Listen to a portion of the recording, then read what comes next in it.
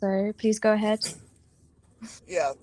First of all, I want to first start off by kind of explaining a little bit about how we actually got to this point, because there's one thing I heard a lot as we were in the last 2 weeks going through these different um, uh, TGs and stuff like that, is that there's always the word about community and family, and it just seems like there's just a really tight knit in a lot of these different groups. And with that being said, I kind of want to kind of give a little background on a little bit of how we got here, and then the team basically will jump on and kind of explain a little bit about who they are and what their strategic plans are too. So, first of all, I just want to start out by saying that it's I was not born with a silver spoon in my mouth. I mean, I came from a pretty um, poor family, I guess you would say. At the 10 years old, I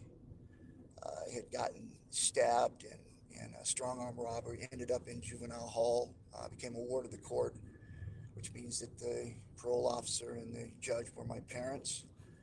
Um, Ended up in group homes, several group homes, ran away from them, ended up um, Shamrock Boys Home, where I was adopted by Bod and Didi, who actually taught me what it was be like to be relevant, what it was like to be important. But first, they had to figure out who I was and what I was capable of doing. I was a very angry kid, very frustrated, fought a lot, so it directed me towards sports. I was very good at football, very good at wrestling. All of a sudden, I became relevant instead of this punk kid that was going to be dead by the time he was 18 or in prison for life. So I started excelling in sports, scholarships for wrestling and football, did really well. Obviously, started moving towards the professional uh, area with NFL. I had a chance to actually do something rather than going into the NFL. I had an opportunity to go do pro wrestling and fight. I chose that direction because I felt like an individual sport with my individual qualities could push me where I wanted to go. It all be on me and not a team. As started going in that direction, I became very successful in wrestling. Started fighting, become very successful there. Was inducted into the Hall of Fame wrestling and fighting through hard work, perseverance, and then ended up where we are now. Whereas me, myself, and my team felt like now with where I was at in my career that I could move outside of the ring or outside of the cage and move into that business world. Well, along the way, I learned a lot through growing up, through listening to the fans and in my craft of fighting and wrestling, hearing what fans were saying, listening to the business of owners and promoters on how they were being successful. Me being a part of some of the most successful businesses or entertainment, fighting entertainment businesses, which is WWF and also UFC, Pancras over in Japan. I learned a lot. With that said, I used a lot of that knowledge to develop what we are doing now, which was, bare knuckle fighting, Valor, bare knuckle. One thing that I learned throughout the time that I was, fighting and going through these things, I always listened to the fans. I always wanted to know what they had to say. And one thing they said in the beginning was like, every time somebody would clinch or go to the ground, they'd start fighting and they would scream, stand them up. Because it was like this thing when they hit the ground, it was almost like they couldn't understand what was happening because there was so much stuff going on that they couldn't really see. But everybody understands a good old street fight or a good old bare knuckle fight. You can see it, you understand it, you appreciate it. And so I took that into my mind after listening to that over and over again. And of course, they kept pushing it. It's still exciting. It was fun, but it wasn't really giving the fans what they truly, really wanted was that fast-paced, action-packed fight. And so then comes bare knuckle. I thought, okay, here's a time where we can literally give the fans what they want. The other thing I kept hearing too is guys, people that are buying the seats on the floor for the experience, the visual experience, to watch fights. They would pay more money for good tickets, but yet they were always looking around something. They couldn't see around the cage or the turnbuckle or the rope. There was always something in the way. Well, We took down the cage, we took down the ropes, we built a bout circle where there's nothing visually in their way. So we made it more visually friendly for the fans to be able to watch fights. And it made the fights more fast, more impactful, because there's nothing for the fighters to back up into or lay on. Therefore, the fighters had to move center and fight. And so it made it for a faster paced fight. Then there's this thing, this idea, and I'm a fighter and I understand the difference. The no gloves, no tape on the hands. First thing people say, well, that's more dangerous. Well, that's just not true. Because when you look at how and why they put tape and gloves on a hand, it wasn't to protect the guy you were hitting, it was to protect the hand. So that's the truth. There was nothing there that says, "Oh yeah, we're gonna wrap the hands and put a glove on there because we want to protect the guy's head." That was never the case. It was always the hand because the hand was going to break before the head. And that, in that case, when you started putting gloves on, you started putting 4 ounce gloves, you started taping hands. Now you're allowing a guy to punch somebody in the head 100 times. So I felt, you know what? I'm going to take the gloves, the tape, everything off and make it more safe, because in long term there's less brain damage because that brain won't be get bounce off inside of your head as many times if you're not wearing a glove, because you can't hit them as many times. So therefore that's how we came up with the Valor bare knuckle. And it has always been, and it's always been in my mind, to try to make it a better experience for the fans, the fighters, and even the promoters and owners. And so, as we looked outside of the actual fight itself, how do we, business wise, how do we make it better? Like, how can we experience better for fighters who are retiring, or fighters who may only fight 3 to 5 years as opposed to, owners and promoters doing it for 30 years? And this NFT and this crypto space came in, and I see such a volume here of opportunity to be able to marry the actual combat space with the crypto NFT space. It just seems like there's a lot. And again, I don't understand it all. I don't have an understanding of it all, but I do see how it can be valuable in a lot of different ways. And even with fighters that may step away, like you got a lot of these OGs that I'm very connected with, who, like, that they're done once they walk out of the ring. There's nothing else for them. Well, when you look at the NFTs and some of the wearables and all the other things that you have available, that's a continuous revenue for these guys. So I am looking at this for an opportunity, one, to change the way people watch combat, change the way that fighters actually get paid and have an opportunity to make more money even after they are done fighting. And I see huge opportunity here. So I just want to thank everybody for allowing us to speak. And I think now would be a good time, because I think after Mike, we'll go ahead and get our tech guys in there. But Mike, I'll go ahead and let you jump on. We'll explain a little bit about where you come from and some of the things that you've done. Hey, thanks, Ken. Just want to thank everybody for taking the time to get on this call. Hello? I'm fairly new at the at this crypto and Hello? this Coinbase opportunity. 58 years old. I also, like Ken, come from the streets and come from a poor upbringing. Always got involved in cutting edge businesses. In my 20s into my early 30s, I was in the personal protection space, protected some of the biggest celebrities, musicians, and CEOs of Fortune 500 companies. Got a good chance to cut my teeth in life and learn a lot about business. And then in my 30s and up to the present, I've owned and operated companies that were kind of at the beginning of the internet in the adult space, and brought these companies through small loans through the Wall Street Journal, from borrowing money to make them, $100 million plus companies a year in revenue. My current business is I'm in the industrial hemp space. One of the founders of this industry since 2013. I've done it, with a small group and made a big splash worldwide. Don't only work here in the U.S., but we do stuff in Europe and South America Okay, we're joining. with different uh, partners on consumer-facing products.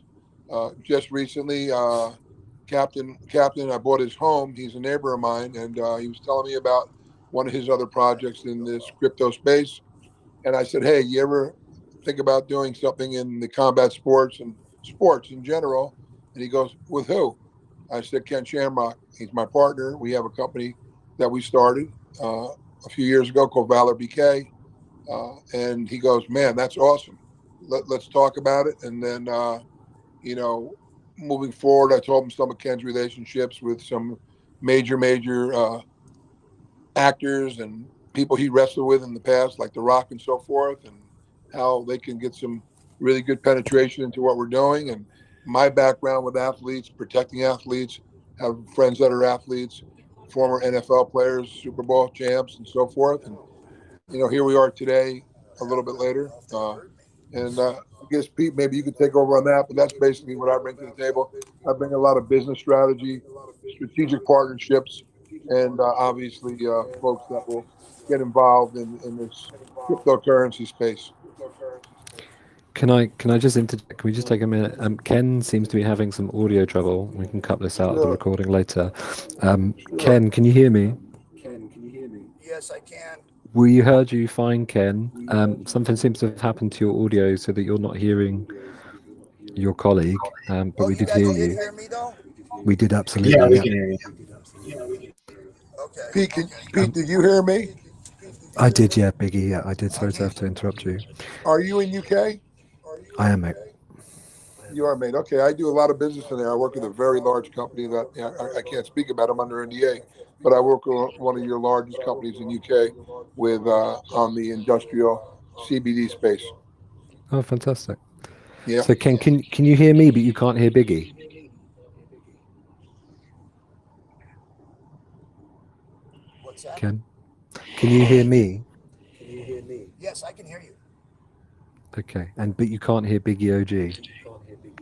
Yeah, I can hear him too. Yep. Okay, I think all right. Ken just needs to mute his mic since he's not Yeah. speaking, so we don't have the interference. Ken, if you Because click on I the don't get any when green, he's speaking. no, Ken, if you click on the green mic icon, it'll go red, and then you're silenced until you wish to speak again. Okay. Now, It's not bringing me up. Okay, that's fixed. There you Right, go, let's carry Ken. on. Perfect. I think you were handing over to Captain Awesome, is that right?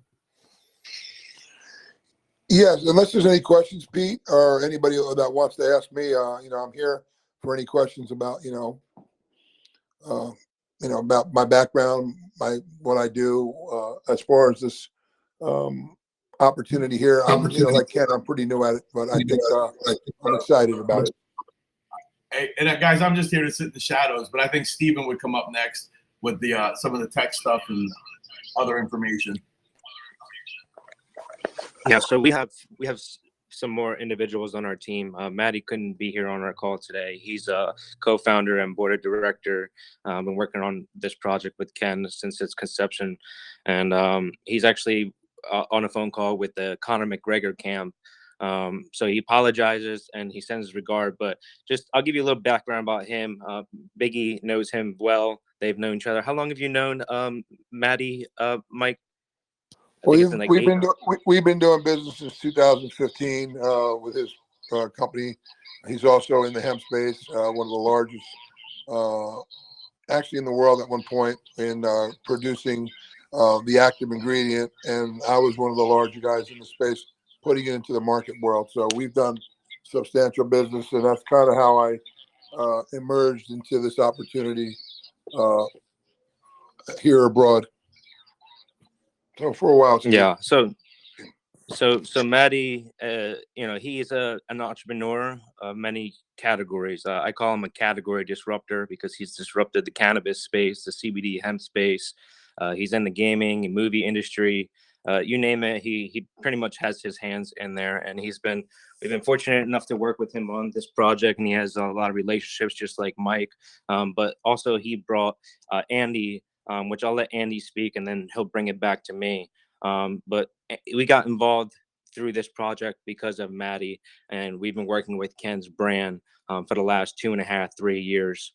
Just his personal brand, the Ken Shamrock brand, but also working on the Valor bare knuckle brand as well. So, Andy, if you wouldn't mind just coming on here real quick, just to introduce yourself, your background, and why you kind of got involved with the project, and then pass it back to me.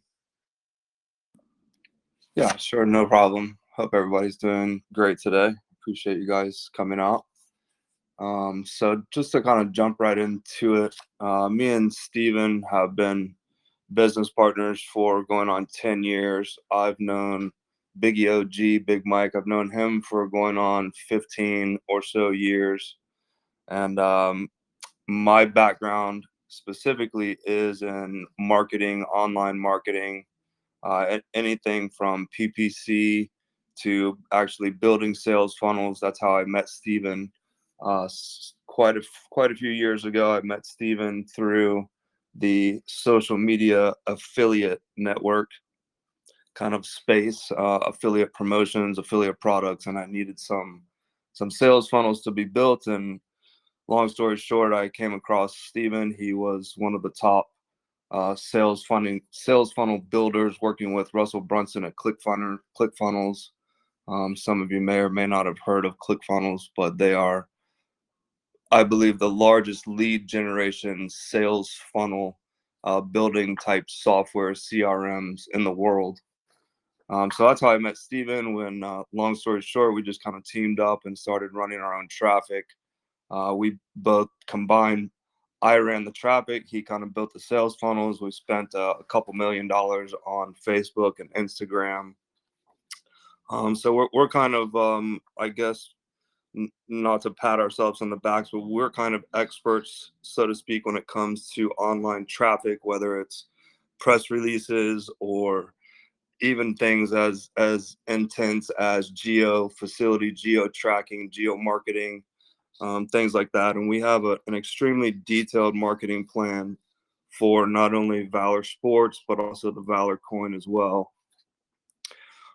Feel free to ask any questions if you need to. I'm going to kind of run through a quick list I have here of some different bullet points. Hopefully we'll cover some questions that some of you might be thinking about. We will be listing and advertising on everything from CoinGecko to CoinMarketCap. We've got a full 17-week marketing plan, which guidelines Valor Sports as our focus, with Valor Bare Knuckle events, as well as the Valor coin. That will be all included in all of our social media through Ken's multiple platforms, where he has a combined maybe 500,000 or so followers, as well as his personal email list of over 30,000. Ken is also going to be with us doing AMAs, podcasts, radio, news outlets that we have already lined up, and we know many more will be knocking on the door here very soon.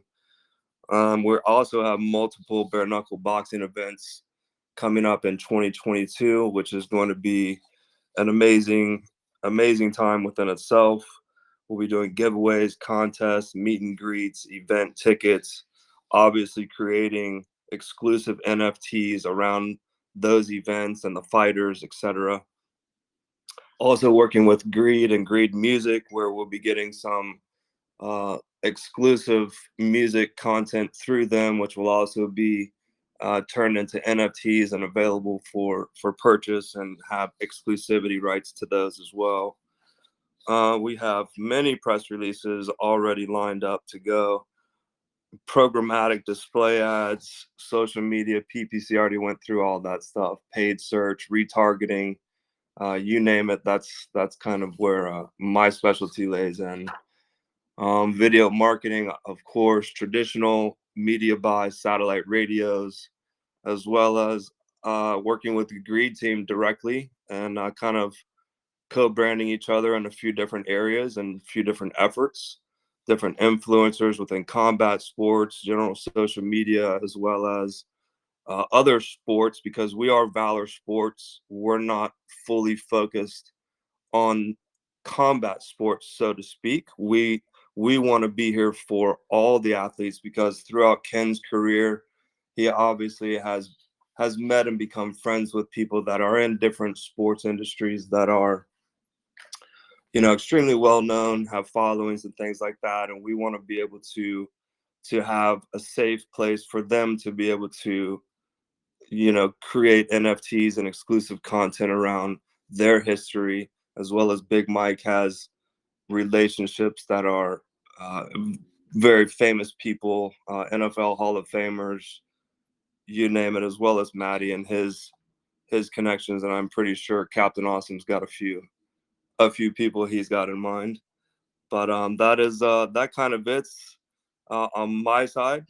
If you guys have any type of marketing questions that I didn't cover, feel free to ask. But I'm just gonna circle back over to Steve. He is our friend and tech and guru and all around ninja. I appreciate it. I will be here for the duration of the call. I appreciate that, Andy. I never did like the word guru, but I just happened to start messing with computers and graphic design since I was 12, 13 years old. So I'm 33 now. Actually 34 this year I turned.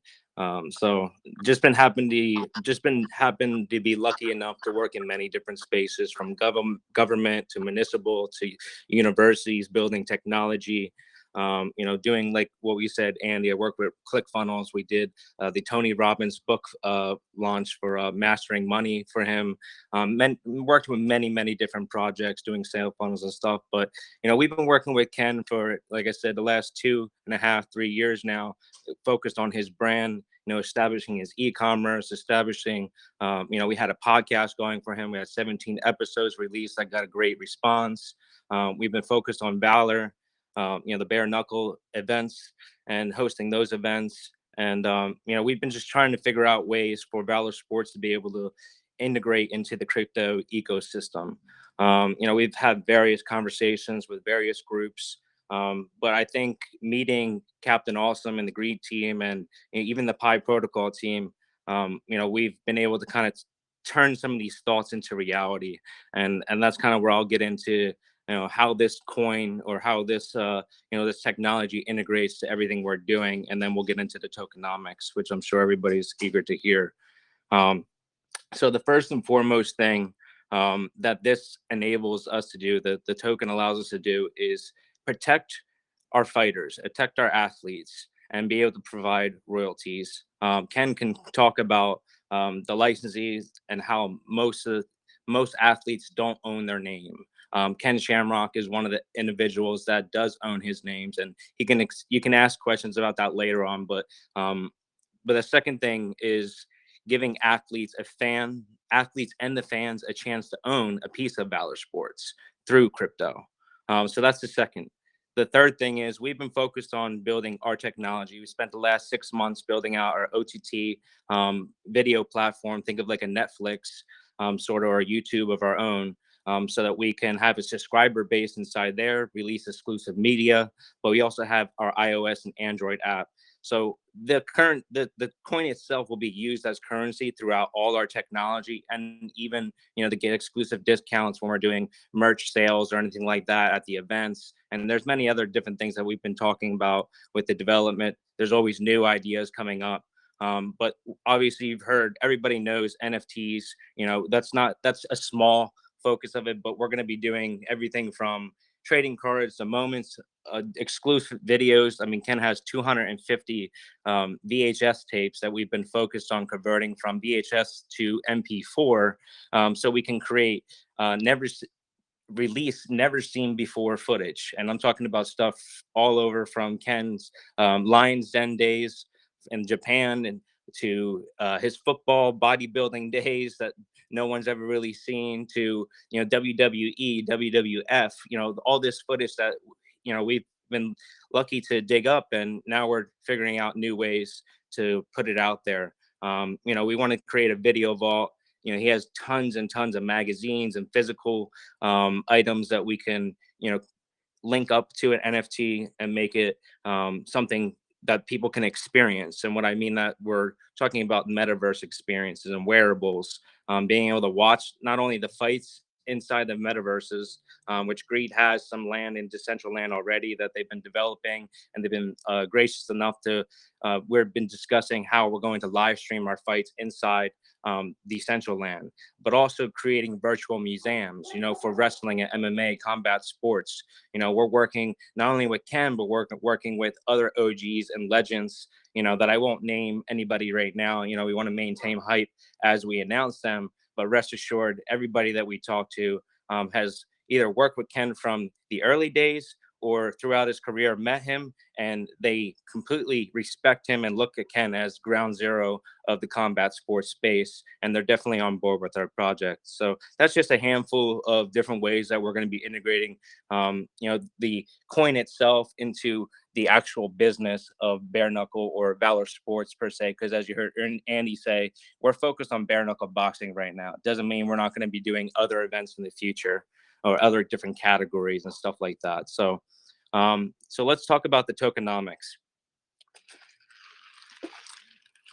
We have a total coin supply of 1 billion, and there's going to be a 15% tax. Coin holders will receive 8% in BNB rewards, and the 4% will go to the marketing wallet. We're going to have 2% for the liquidity pool, and there will be a 1% buyback. And upon launch, we're going to be what's going to be available is staking, thanks to the Greed Vault, where you'll be able to stake the coin. You'll be able to stake not only Valor coin, but you'll get $sign from Greed, or you can get the reward coin, which Valor will be releasing later on. I can let Captain talk a little bit more about that if you have questions, because him and his team and Greed and the Pi protocol have been our main developers on this project. I may have experience in technology and web development stuff, but I'm not a crypto developer myself. But I've been getting my hands dirty here and rubbing my shoulders with the team here with Greed and learning along the way, so we can be able to build this out, but not only that, understand everything about it as well. So with that being said, I'll open up to the floor for any questions. Okay, well, thank you all so much, from Ken to Stephen and everyone in your team. We were just saying, you've actually answered quite a lot of the questions that we had, but it's amazing that you said all the information I was looking for. But there's one thing I was going to double check. Did you mention who the dev actually is? Is that yourself or? No, we have developers from the Greed team. Captain, do you maybe want to chime in about? Yeah. So Ray or Big Bull, who's my deployer, he's going to be deploying it, but with Steven and Andy, because they're tech guys, he's kind of guiding them, teaching them so that they can take it over. But yeah, so Raymond, or however you guys might know him, Big Bull, my deployer, he's done a lot of other tokens. He's deploying, but he's going to be working hand in hand to kind of pass it off to them. And then for maybe a couple other little things that weren't brought up. So when he mentions Pi, because if you go to, again, I'm not trying to bring Greed into this, but Gordon I had to bring on some techs for some reasons for hedge funds that I'm talking to. So Gordon on my team, and then you have Gordon. He's the guy from Pi. Pi's his NFT site. The reason they're bringing Pi up is they just launched, and it's a real impressive one. But him and his team have also helped us identify something that's important. Up until this point, I thought that when you minted something on OpenSea or anywhere else, and you had that royalty afterwards, you always had that 10% royalty. But on my end, we are looking to take care of the musicians for their royalties, the same way that Valor's looking to take care of their athletes for royalties if we mint anything. So I had to actually look further, because if you know me, you know I'm not a tech guy, but I talk to them. So when I got with these tech guys, they explained something that royalty isn't guaranteed. That royalty is guaranteed as long as it stays amongst platforms that honor it. But if your NFT is transferred to another platform, and it's not malicious, it could just be people don't know, those royalties are gone. So right now, there is not one platform that will guarantee you to have those royalties unless it's a platform that just locks it up there. So what the guys from Pi, the reason he's bringing them up, Gordon and his team are doing for us is they're building us our custom NFT marketplace, but the code that's being built into there is such that an NFT will never be able to be traded to a platform that doesn't honor the code. They won't allow it to happen. So you could trade it amongst all the major platforms, the ones that accept it, but it'll never be lost. So, in a couple of weeks when it comes out, but before the end of the year, we're going to be the only platform that can guarantee that the artist will never lose their royalties. And that was one important thing, tech-wise there. That's why he keeps mentioning Pi. Remember, they're getting used to who some of the people are here as well. And yeah, we are allowed. We're going to have our vault, since our farming and staking's coming out the day before they launch. They're going to be using that to be able to stake on our site. They're not going to farm. They have a liquidity pool. So you'll be able to stake for our rewards coin that we have without getting more into it, we're going to make a major announcement later. But the first fight that they have coming up, well, not their first fight, the first fight after crypto, because they've had fights in January. You know, we'll do the press release at a later point that Greed's reward coin, $. The name of it's a $. The symbol's a $. That's it. We just said, fuck it, we'll go with that. So the reward coin we have is what's going to be used to be able to purchase your stuff for Valor, you know, in the real world, the tickets, the merchandise, or anything else, and it'll give you a discount. So they're also going to be able to stake not just for their own token, but for that one when they come out too. So they do have, you know, utility coming out right away. And all the things they were mentioning, we are building our Greed Amphitheater right now in Decentraland. And from that, we're doing that for our concerts, but why not live stream, you know, fights and other virtual events? It's perfect. It's been a great relationship because we could co-brand each other. So that's how it kind of came into play. And we both have the same philosophy. They, like what I said, I'm building up a foundation first with all the quality, the technology, and everything else. Yeah, we've got money to go out and market too, but we're all kind of keeping it quiet. I've had to tell, you know, ask Ken and some of his buddies who got excited not to go out and overly market it right now because we want to get everything in place first and do it a little bit different. I know, you know, the crypto world's used to someone coming out with a token and they want to run it through the moon, but there's nothing behind it. We're putting all the quality in it first and bringing it out. So, yeah, so that's why I wanted to bring up, guys. This is like their first real AMA on their own. I sat back a little bit, let them go. They're just trying to figure it out. So that's why we're getting them. This was a good trial run for them. But any other questions, we get to the further aspect of it, I can probably help you guys out if you're looking from an investment standpoint. Yeah, I actually had a question unless someone else had something come up. Cool. So what's up, guys? Ken, I just want to say I'm a big fan, so it's really cool to talk to you. Captain Awesome, thanks so much for coming in. So yeah, you said there was third party designing the contract for this. Captain, you probably have the answer to this one. So the third party designing the actual contract for this, who's the key holder for it, who's going to be, you know, implementing it, and where are you going to store the liquidity? All that fun stuff would be cool to know. Yeah, so the third party is basically, like I said, my deployer, and you know, you guys know in the crypto world, either if it's his two names that pop up are Big Bull or Raymond. He's been my deployer and deployed one that does the deployments or contracts for Nico. So the contract is really it's basically, well, I can't say it's a clone of ours. It's the same, but we had two buyback wallets. It's just that without one buyback wallet. It's also, we had ours audited. They're right now at Tech Rate being audited. When they go to deploy, Ray's going to deploy it together with Andy and Steven and then turn it over. So we're working on it with them so that they have it. It's just teaching them what needs to be done. We're always going to be there for support, but Steven and Andy will have it. It's just Ray's going to initially set everything up and help deploy it with them and then turn it over, but always be there for help when needed. Okay, solid. Remember, I'm not a tech person. Answering the tech kind of thing the best way I know how to answer it. Yeah, no problem. Thanks, Pete. And yeah, hi again, Ken. I had a quick question. So on the Greed private sale launchpad, it refers to it as having a maximum of 50 BNB per buyer. And then it talks about 3-month lock. Now, is that every buyer is locked for 3 months, no matter how much you buy, or is there a staged implementation for that?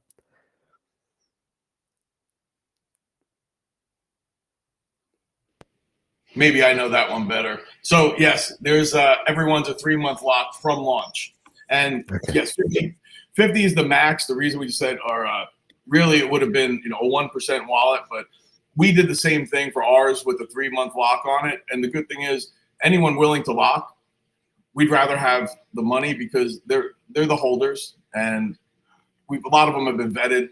And it's typically, as you see, most people don't want to lock up. So the good news is, if they're willing to lock for 3 months, you know, that means they're already looking to hold. So we found that with the psychology from ours. But yeah, it's when it comes out, not when they buy.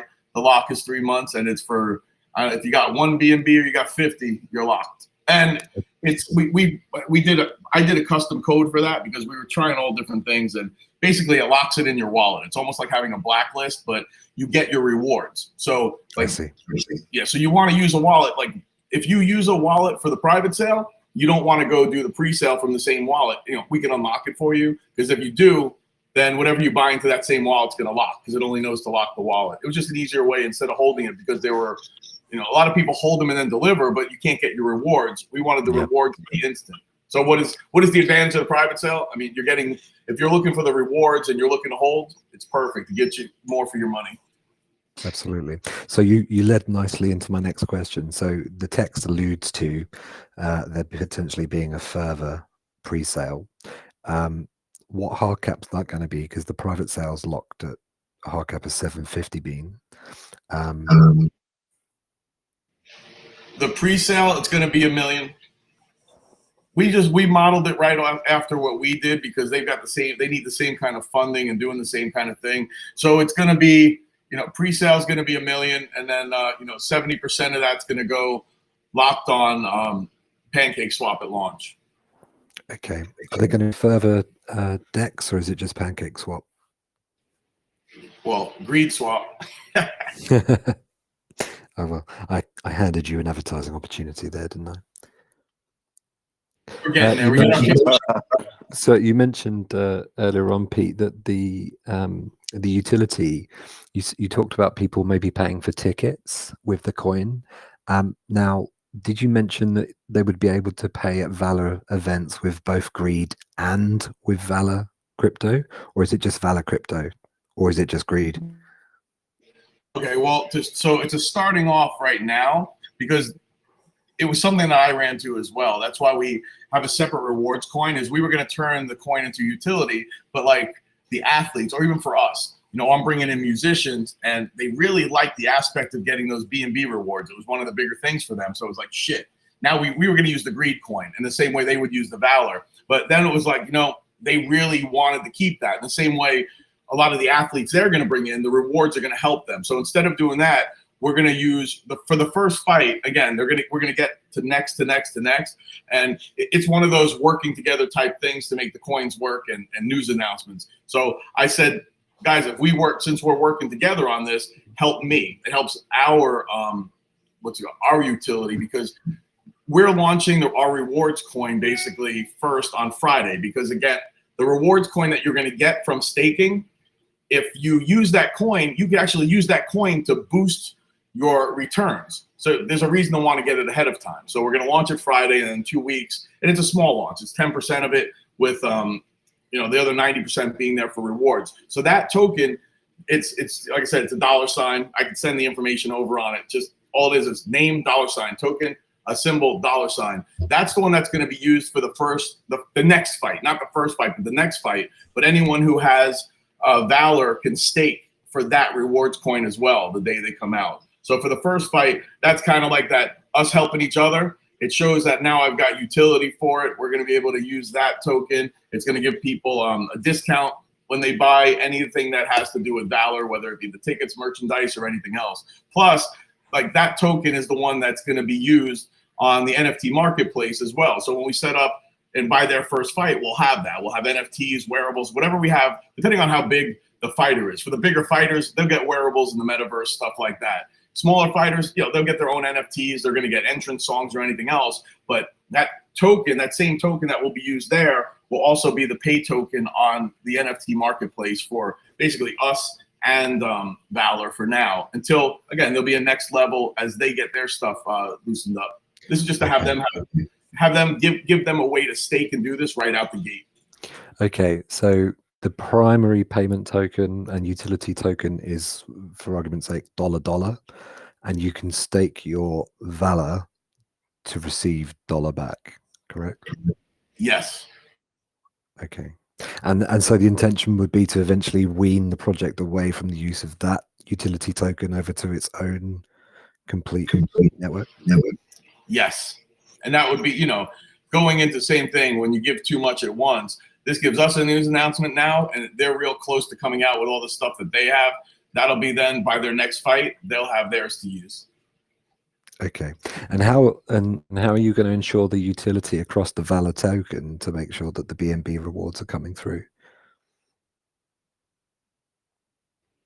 What do you keep mean? the trading? What's the plan to keep the trading volume up? Because obviously, if everyone's a diamond-handed holder, what will be done with the Valor token to make sure there's that volume to keep producing those BNB rewards? How will a Valor token holder earn BNB rewards holding Valor if the volume's taking place on a secondary token? Well, the volume shouldn't be, because they're going to have to buy Valor to get the rewards token. That's why they're buying it to stake it. So it won't be taken. The volume won't be taking place on the secondary. Okay. I think I'll have to draw it out. If I could jump in there about the 3-month lock, that's it, yeah. So do you have anything in place just to sort of avoid like a potential dump after that lock? We do. I mean, there's a yes and no. The people that are holding are holders, and that's why they were willing to lock. I know I went through this with mine, and it was basically the vetting I did. What I realized at the end of the day, everyone wanted to do it, and that's why you'll see now people aren't just jumping in left and right. This thing's been out. If it was a pre-sale, that thing would have sold in seconds, but it's a private sale with a lock. So you do have to have a concern, yes, that those people are going to, but the people that are behind that, the psychology, they're the ones who hold anyway. They're mostly, the diamond hands they get hurt on all their other deals because they hold them, they go up and they go down. But one of the things that we're doing is the continual value that we're bringing behind it. It's something different than the BSC is seeing, because, the same way we're building out an ecosystem, it's the same. They're going to have all of that too. You're going to have your, why would you want to sell it? And we're also going to let the people in the private can stake their tokens too. So they'll be able to get more Valor or more of the other rewards coin. So they'll have the ability to continue to make money with it, even when it's locked, but we can allow the whitelist to go to the vault. And then on top of that, if you look at what they're doing, there's a true fighting thing behind this. So they have Valor bare knuckle, and it's not like they're saving up the money to try it. I'm not sure, guys. Hey, how many fights have you guys had already? Just the one. Just the one? Okay, so it's real. If they have it, next one. So as that happens, you got to remember, the fighters that are coming in, it's the same thing like that's working for us. As the fight comes around and they bring the fighters in, they're going to be part owners of it. They're going to get some of the token kind of to hold in and build themselves. Then we'll create the NFTs, the wearables. And when we're doing all that, the fighters now are going to be basically the marketing arm. So the utility of using it for like the fights, now they're going to be marketing Valor as well. So it's just something that keeps building. And in the beginning, we're working with them to have them use whatever they need from us in the metaverse, or they're going to have their own NFTs. It's just, we have the NFT marketplace. So they're always going to have stuff. And we do have creative ways that we've been working with the techs to do other things like staking NFTs. It's something that Pi's doing now on their system, and those are the guys we're working with. So it's just with one step at a time, we're going to continue to be working on ideas to keep the people engaged, have the promotion going. And we are working everything back and forth between the music end and the sports end. So it's basically just bringing in more buyers. I mean, I could even tell you now, yesterday, it was cool that we're working together on this. We sit down and the types of talks we're happening are like G Fuel. They want to give us our own flavors and sponsor the events and do other things. So with everything happening, not just the fact that Ken's not an influencer too. Like, he didn't just come to this AMA. Right now he's having trouble getting through, but Ken is the one that's going to be doing every AMA. Some of the other guys might not be there, but he's actually, he's not a paid influencer. He's not a guy behind it. He's going to be doing all the work, every AMA, everything that even for like Valor BK, he's out there. So it's something different than the crypto world has seen, because it has true value behind it, because it's got real world application as well. Yeah, guys. If you go to the Valor BK YouTube channel, our first fight was literally right before the whole country shut down from COVID the first time. But if you go to our Valor BK YouTube channel, you'll see we have fights that clips and things that are on there that have over 1 million views each. We have already run paid marketing for Valor before. for Ken Shamrock's personal brand. And I can tell you right now that the marketing is it's highly effective. Let's say that. Thanks to having Ken as part of this, right? Yes. The cool thing is, again, it is like it's a co-branding, co-marketing. We've had personal relationship too. That's how we met each other. Like I said, Biggie OG, Mike, I've seen him around locally. Like he's done business. We've done business around, and he actually bought my house, which is, kind of how we got into talking, because we've never really talked the crypto end or anything else. But,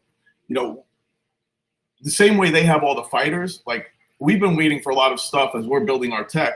We've got as music. We already know what our first song is. And the reason I'm saying this is we're basically helping launch each other, because it's just, they're two different crowds. We're not competing with each other. We're only helping. So, when we come out and we're talking about stuff, we're just bringing everything right back to Valor. I mean, even in my group, most people don't shill. We're shilling Valor. It's like, because we are in one big family now, the way it's come together. So I know in about 2 or 3 weeks, it'll be before Christmas, we're going to announce our first song. And the first song is basically, like we've got Cool and Dre, who are producers. If you guys ever look at most of the stuff they produce, it's always, 2 to 4 big name artists on a song. That's like what all of them are. And the first album we have coming out is one of those albums with every song having a couple different names. The first song we have coming out, it's going to have 4 of the bigger names, well-known, whether some people have said like they're historic names or iconic names. So same thing with us. Once we do that and we announce the song, we push it, we sell it, because we have the record label behind it.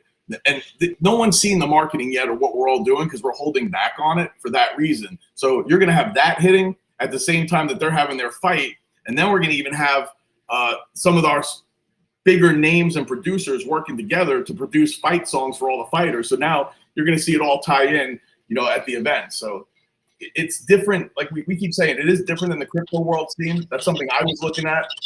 What they were doing with Valor aligned right with what we were doing. It just happened to be a perfect fit at the right time. So we understand it's a little different, but that's what this crypto world needs, is real value coming in and something being built, not just buying something today, hoping Elon's going to tweet that name or something. So it's going to be like when they're talking about their backgrounds and all that, when you hear guys in the crypto space coming in, talking about how they market, it's different type of nonsense. They're talking about how they marketed some token or got something going, and that changes. But like what Andy and Steven are talking about, like with their marketing and the click funnels and all that, that's a huge real world application. Even like, you guys are used to different people coming through, and you hear people talk about themselves, or even Maddie, the size of the people he deals with, the hedge funds, the big money managers and everything else.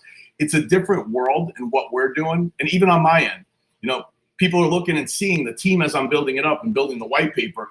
We're talking to hedge funds every day, and we're setting up with what they need to buy and different money. So we're not just looking to try to get, everyone talks about all the whales in this industry. And even when they say it the other day, I start chuckling to myself about a whale, because whales, they're really just minnows and puddles. What the people here are talking about whales. We're bringing in hedge funds, big money. And I'm not talking about Goldman Sachs, more of the small, medium-sized ones that will throw 10 million at projects.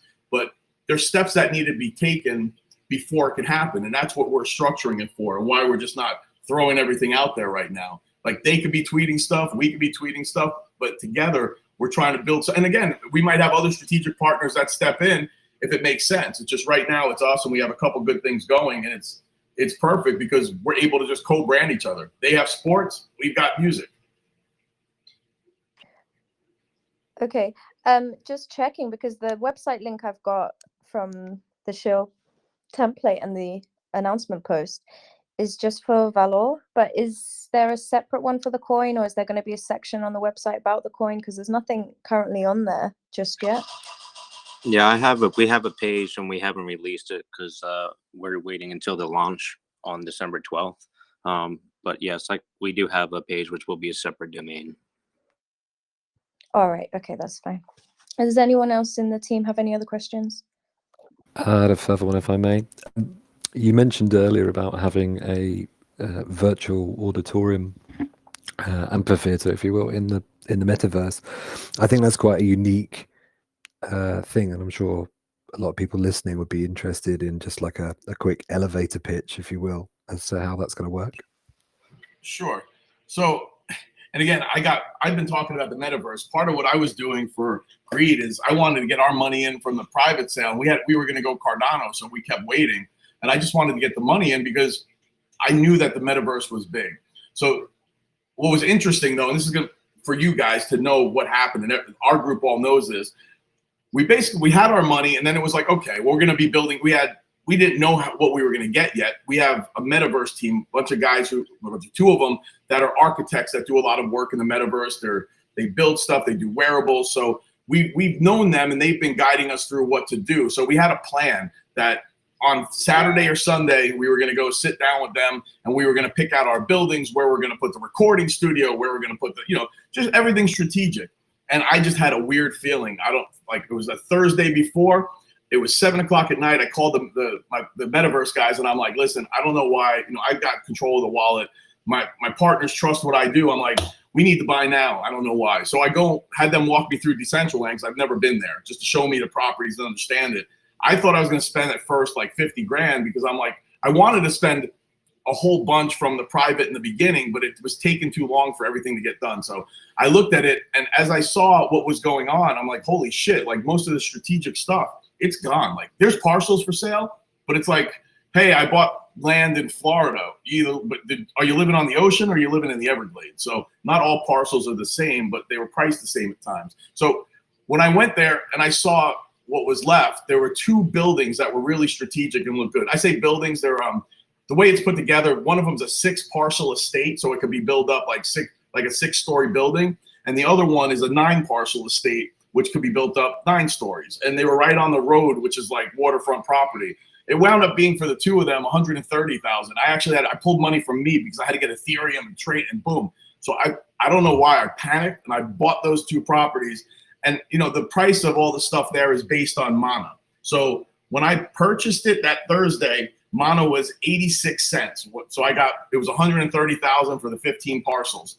An hour later is when it took off. Like it was seriously like a weird sign, and it was like, holy shit. It took off 87%, and then within 3 days, we were up 400% already on me making that move. But I do have on our site posted like where the properties are. You could see it. So the first thing we're working on, and it was also for us, the reason that I knew things were going to be big in the metaverse. We want to be able to display like the NFTs, the wearables, do games. We want to do betting, shit. We're going to bring a sports book in there. So we can talk about all the things, but immediately what we needed were 2 things.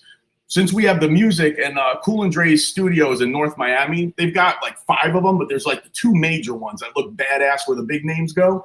So I wanted a live stream them working in the studio so that people could see it. You get a VIP NFT key in your wallet. You walk through Decentraland. If you have that key in your wallet, you can go watch the recording artists live stream in the studio while they're working. So that was part of it. The second part was, impromptu concerts or concerts. Like I know Ariana Grande, she did a concert in Fortnite, that's a game. And her concert, she sold 5 million tickets for $5 a piece. So $25 million for a virtual concert. Well, start telling these other recording artists about that. You don't have to go anywhere. And the cool thing, it's almost like a novelty. Like I don't want to see a virtual concert, but for them, it's cool. You get together with your friends and you go. So we've switched it around. Right now, what's being built on it's the 9-story estate. We're making that the music one with everything. But the second to last floor is the recording studios. But on top, since it's a big open space, it looks a lot cooler, like to do events and stuff if you have the big open space. So that's where we're going to have it. There's like an LED screen, because it's live streaming.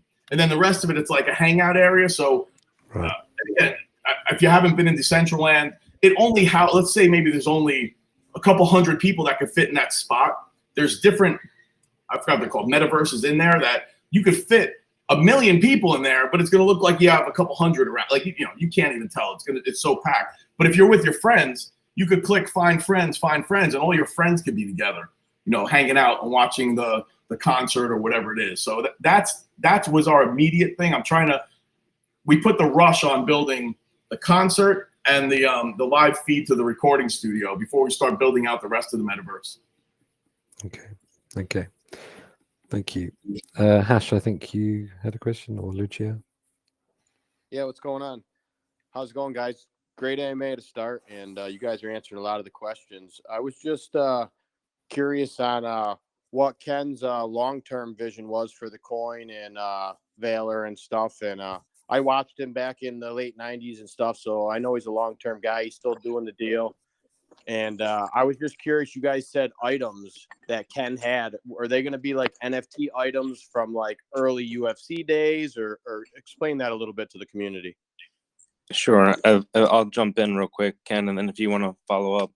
So, for example, Ken has a storage unit that we went through, and there is probably at least 1,000 different magazines that Ken has been in from the early days. I mean, most of these, a lot of them were like Japan magazines, Pancreas from his Pancreas hybrid wrestling days, magazines from all different types of things that did exclusive interviews or just photo shoots or just, stuff like that. So there's, as I understand it, there's ways, talking with Pete and the developers, there's ways to attach, the NFT to those items. And that's one aspect of it. Then again, I talked about the videos. Like I said, we're taking these videos, we're converting them from the VHSs to the MP4, whatever format it needs to be in order to be a NFT in itself. And there's many aspects to that. There's sound tracks in there that Ken owns.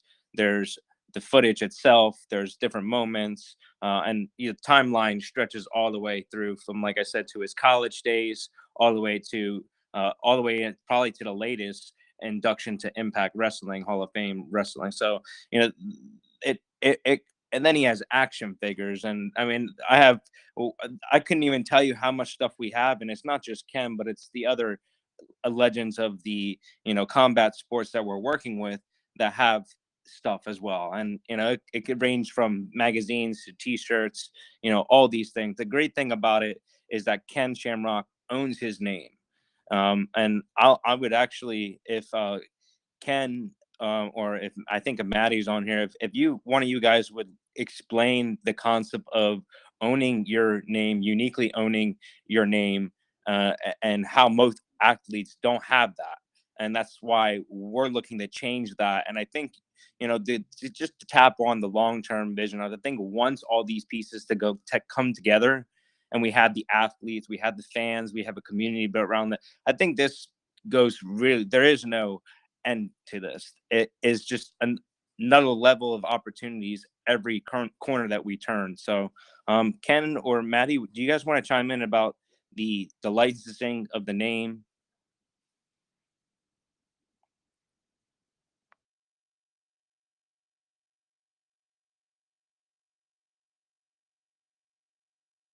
I'm sorry. Can we unmute Maddie? You'll see 4th Street Group. He's raising his hand to speak. Oh, sure. He wasn't on earlier, so he's happily been able to join us.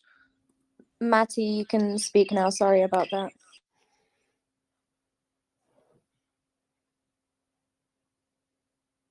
Maddie, you should be able to unmute now. Sorry. Hi. Thank you. I joined in about the last 10 minutes. I've been listening. Thank you for all the questions. Thank you for the invite. This is really exciting for us. And, we're very eager to share, and we're very eager to learn. Ken, is this something that you want to handle with respect to owning your name and how that's unique from other WWE athletes or UFC athletes or whatnot? I think it's a very interesting and meaningful fact and story. Maddie, I'm actually looking in the room, and it looks like Ken may have dropped off. I know he was on the road, so he may have lost reception. So yeah. Let me just say this. Ken Shamrock owns his name and likeness, and he's been able to do very well from that, whereas other athletes that deal with the UFC and or WWE, that's not exactly the case. Now, maybe that is for some of the superstars, like maybe The Rock or some of these other folks. I'm not certain, but for the mass majority, that's not it. And frankly, that was one of the inspirations for how are we better to advance fighters beyond, their 3 to 5 years or 5 to 7 years, whatever it is. And now we're just looking at right now at MMA, boxing, we're looking at combat sports, but mind you, this is transitioning into all sports. We have relationships in basketball, football, WWE, etc. We're looking at any relevant sport as it evolves naturally. With respect to the long-term vision of how we're going to integrate fans and fighters, we think that's where the crypto space really becomes exciting. Sharing with fighters, hey, this is how you own a bit of your future, a bit of your work. If you fight in Valor, not only are you going to benefit for any time that fight shows, and or if we sell that library in the future, or the business, Valor Sports Inc.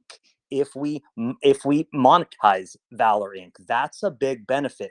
Steven, I don't know if you jumped into some of the concepts around the subscription model and how we're going to integrate coins. We did touch on some of the technology, but I wanted to add something in there because, between the minds that we have on our team and even the likes of the people in this room, we're open to input, whether it be good or bad. And, the one thing that I was discussing with Maddie last night in integrating the coin itself and incentivizing, with our OTT platform, our video subscription platform, there's ways to say if you're subscribed, if you're buying with Valor token, sure, you can give them a discount. But the concept of earlier with the staking, and I haven't really proofed this model with Captain or the devs, but this is just to show you the mindset of what we're trying to do and these ideas and concepts that we're trying to make a reality. So if someone subscribed, for example, to our video platform, why wouldn't we want to boost their staking in some form or give them rewards for that? Or there's ways to incentivize individuals, whether it be in the metaverse, whether it be subscribed to a simple channel, or whether it be going to these events. So we did touch on a lot of that, but Maddie, I know you had some other ideas and concepts that we've been throwing around. If you want to share them, and just so you know, I think, Ken, are you back on here? Are you able to unmute yourself? Yes, I am. Sorry. I keep cutting off every time I unmute myself. So, No worries. Just want to make sure you're back with us. yeah, Hey, so I'm going to Ken, mute again so I can stay on. Okay. would you mind sharing just the meaning, just a short summary of how meaningful it is that you own your name and your likeness versus most of the other athletes in the space, from the WWE to the UFC, and how that frankly was your inspiration for what you wanted to do for Valor, and not just for the fighters but also for the fans?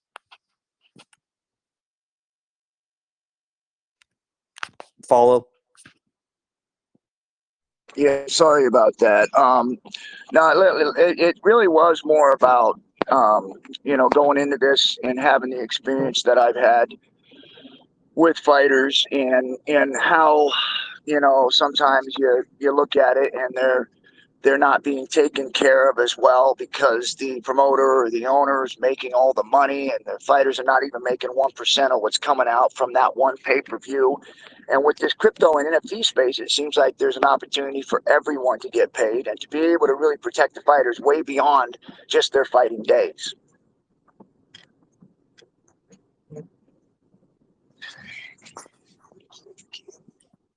Great. That's a great vision. That's a great vision. Yeah, we Thank you. think. Yeah, let me add. This is Maddie. Let me add one more thing. To this. I'm not sure if folks know, but Ken Shamrock was not only the first in major organizations that really pioneered combat sports, right? But he also built the first fight team, the Lions Den, and folks like myself who grew up in MMA and ended up training under the Lions Den. That's how we know each other. I think there's 3 individuals on our team that have that legacy with Ken. You know, we've known him a long time, having trained under him, having worked, you know, having worked with him. But seeing these athletes who were, I don't know how many first champions you had, Ken, through the Lions Den, but there was a lot of them. So he's not only been there and done that himself, won the belts, but he's also built the fight teams and managed and really directed a lot of these other fighters in their futures.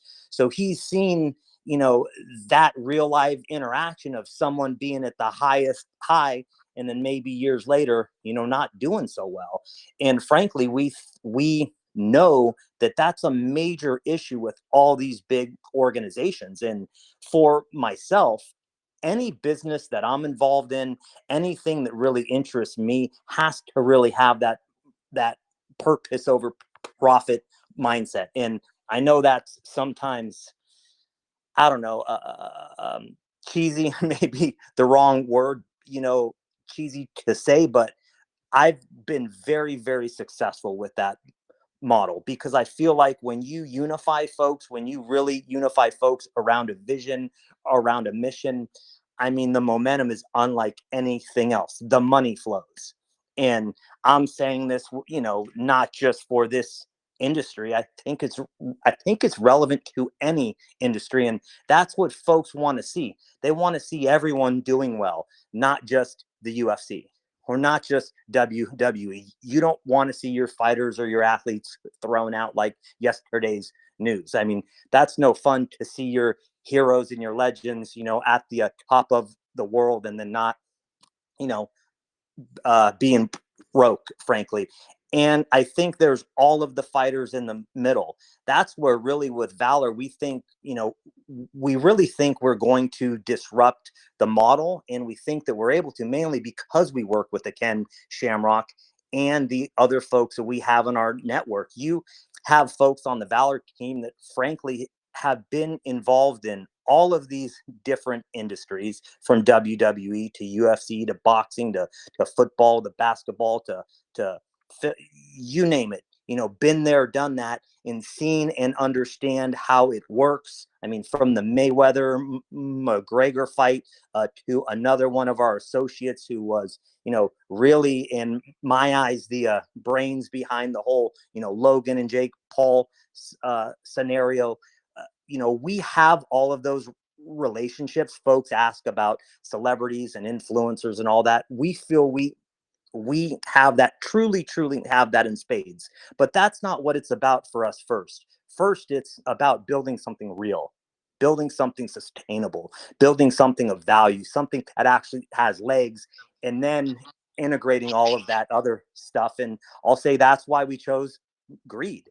You know, we had a lot of other folks reach out and say, hey, let us do this for you, and we've got this influencer and or this money, and we found someone who's like, no, don't do that.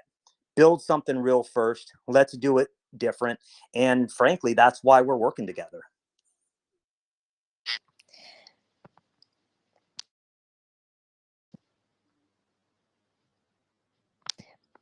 Great. So that's something you don't really see a lot in the space. I guess you're looking for something real. So just to add, does anyone in the team have any further questions? Or anyone in your your team have anything else that they'd like to add before we start wrapping it up?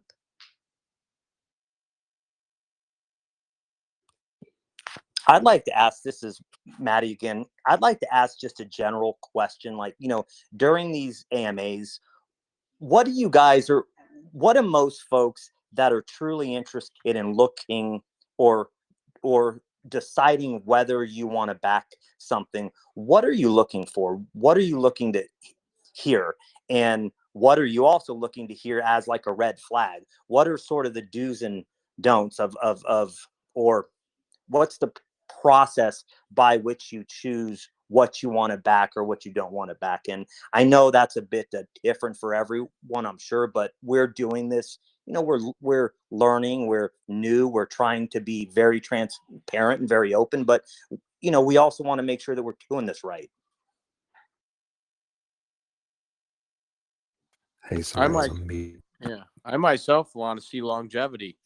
I know a lot of the BSC space is a pump and dump, as you guys know, but I myself want to see longevity. I want to see what you're going to do to get new investors that aren't in this space. I mean, how are we going to get 1 million addresses or 1 million holders, not 5,000 holders to get on CMC? How are we going to get 100,000 and 200,000 and 500,000 and then get up to, you know what I'm saying? That's what I want to see. Yeah, I Yes, think yes. longevity is a big thing, and as was being said earlier, that you're building a foundation. You're actually building a project before you market and before you sell token. Whereas, as Hack would probably agree, a lot of SE projects, people sell the dream, but there's no reality there yet. But it sounds like you're actually taking those formative steps, and that you've got the right partnerships in place to get some of that done. So that's music to our ears. And obviously, what I took from the marketing team, from Andy and Stephen talking earlier, your experience in ClickFunnels marketing, acquisition marketing across social, digital, things like that will play nicely with creating these new holders, which is what we're looking for. You need holders, you need people that are buying into the project. You need to awaken people that don't necessarily crypto yet, expand the pool. Thank you. And one thing I'd like to come over the top with that and share is, look, we've been working on this project, Valor Sports, for a number of years. And something that I'm very proud of is that we've self-funded. And, we've built a lot of value. We built a lot of assets where, 7 figures in. And frankly, we've done that because we all believe in the project, right? We have the relationships, if you will, to go out and raise money and or borrow money and do that to advance our business. But we wanted to make sure that we were able to control our destiny. And frankly, I believe that in 2022, when we launch the league, that will be seen in how Valor is ran, and how we do business, and how we advertise who we do business with. And so,